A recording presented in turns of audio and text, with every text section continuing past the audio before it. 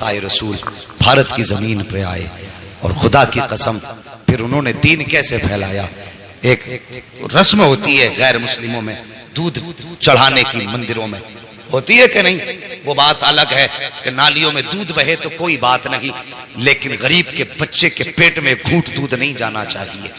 ये कैसा धर्म है साहिब तुम्हारा कि बच्चे दूध के लिए भूखे तड़पते रहे और तुम्हारा दूध नालियों में बहता रहे। अल्लाह अकबर, ये इनकी रस्म है, लेकिन ये जानेंगे इनका मजहब है। लेकिन हमारा मजहब इतना सच्चा मजहब है, लोग इसे आतंकवाद से जोड़ते हैं। जरा बताइए, जो मजहब रास्ते की पड़ी हुई ईंट को हटाने पे जन्नत की बशारत दे, उससे सीधा सच्चा मजहब कौन सा मजहब हो सकता है? सोचो तो सही। तो उनका उसूल था दूध पिलाने का, और उसी दौर में एक पंडित जी थे, रोज दूध की लुटिया भरी मंदिर चल देते थे, दूध की लुटिया भरी मंदिर चल देते थे, मंदिर जाया करते। एक दिन बेटी कहने लगी, अब्बा जी आज मैं जाऊंगी दूध लेकर। जब इतनी बात कही ना, आज मैं जाऊंगी दूध लेकर, बाप कहने लगा नहीं बेटी हम खुद जाएंगे। कहा नहीं बाबा मैं जाऊंगी, क्योंकि बेटियां बाप की लाडली हुआ करती हैं। कभी कभी बाप बेटी की ख्वाहिश के आगे मजबूर होता है। बाप ने इजाजत दे दी, बच्ची ने दूध लिया, लुटिया लेकर के मंदिर की तरफ आई। मंदिर में आई, उसे पता नहीं था कि दूध पिलाया जाता है कि दूध बहाया जाता है। आई, आने के बाद मूर्ति के आगे बैठ गई, कहने लगी लो बाबा दूध पी लो। उसने पहले शराफत से कहा दूध पी लो, लेकिन कोई जवाब नहीं आया। फिर कहने लगी दूध क्यों नहीं पीते हो, दूध पी लीजिए। फिर कोई जवाब नहीं आया। बच्ची समझने लगी मेरे बाप तो रोज दूध लाया करते हैं और कहते हैं बेटी मैं भगवान को दूध पिला के आया हूं, शायद मुझसे नाराज हो गए हैं इसलिए दूध नहीं पी रहे हैं। ये बात बच्ची के दिल में आई। कहने लगी बाबा भगवान मुझसे कौन सा पाप हो गया है जिसकी वजह से आप दूध नहीं पी रहे हो। पत्थर था, पत्थर भी कभी बोला करते हैं।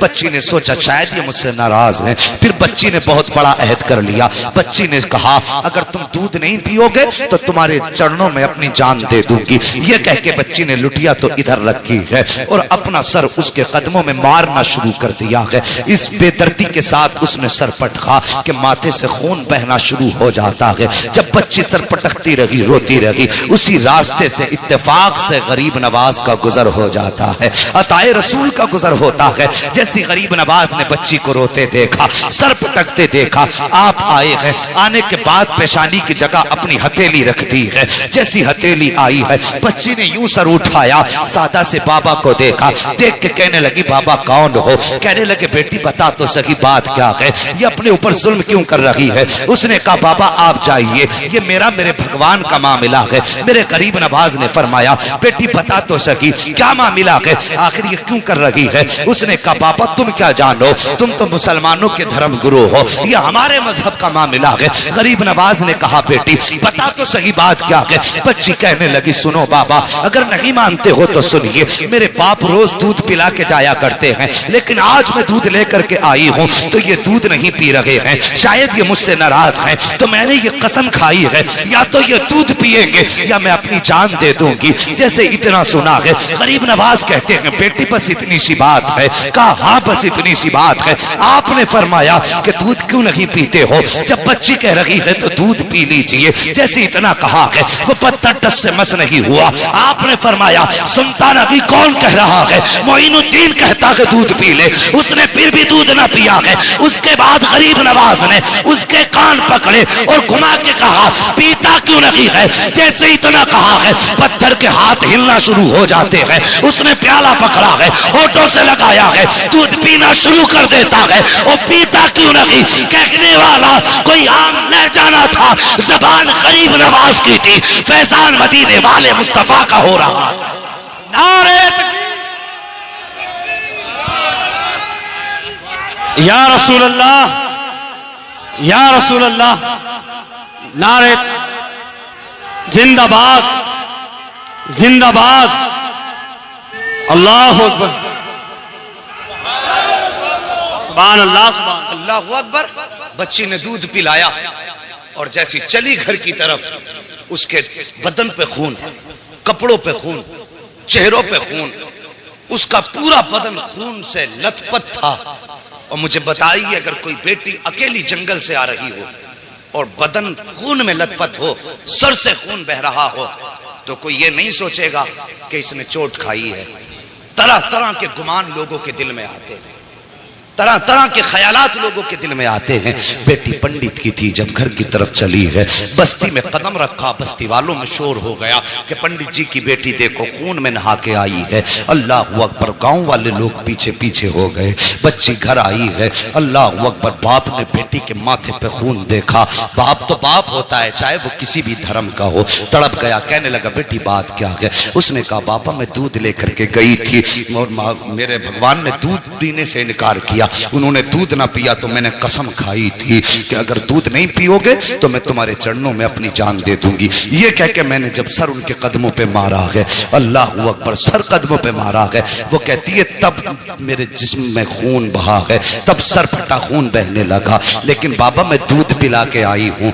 बच्ची ने जैसी इतनी बात कही, बाप कहने लगा क्या कह रही हो? हाँ बाबा मैंने दूध पिलाया है। बाप कहने लगा बेटे पूरी जिंदगी गुजर गई इसी पत्थर की इबादत करते करते, आज तक हम दूध ना पिला सके, तू एक दिन में कैसे दूध पिला सकती है? गांव वालों ने इतना सुना, कहने लगे पंडित तेरी बेटी झूठ बोल रही है, दूध नहीं पिलाया है, पत्थर तो दूध पी ही नहीं सकते।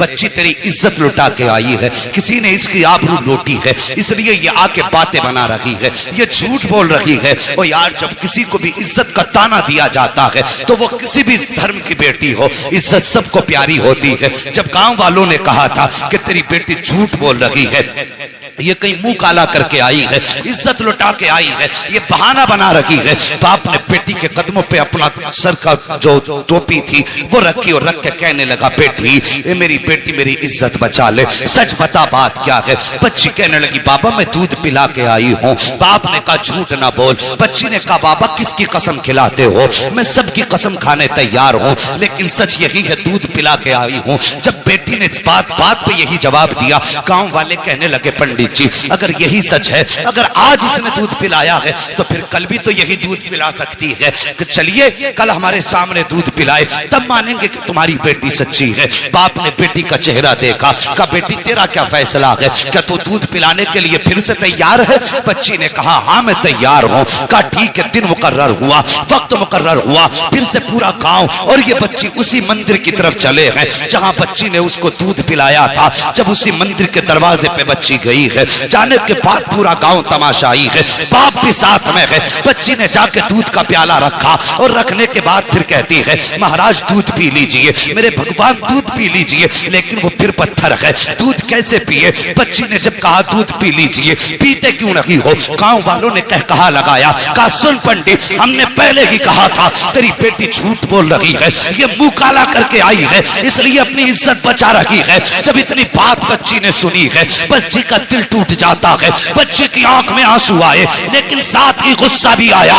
बच्ची जलाल में उठ के खड़ी हुई, तवज्जो करना, बच्ची जलाल में उठ के खड़ी हुई और कहने लगी दूध पीता है या कल वाले बाबा को बुलाना पड़ेगा, दूध पीता है या कल वाले बाबा को बुलाना पड़ेगा। जैसी इतनी बात बच्ची ने कही है, फिर उसने हाथ बढ़ाया है, दूध पीना शुरू कर दिया है। फिर जब पत्थर की मूर्ति ने दूध पी लिया है, कहने लगी बाबा देखो कल भी ऐसे ही दूध पिया था, आज भी दूध पी लिया है। बाप ने कहा बेटी ये बाबा कौन है बता तो सही, कल कौन आया था? बच्ची ने कहा बाबा मैं उसका नाम तो नहीं जानती हूँ, लेकिन इधर से आया था इधर गया था, पूरा गांव उस जगह पे निकल गया जिस पे गरीब नवाज गुजर के गए थे।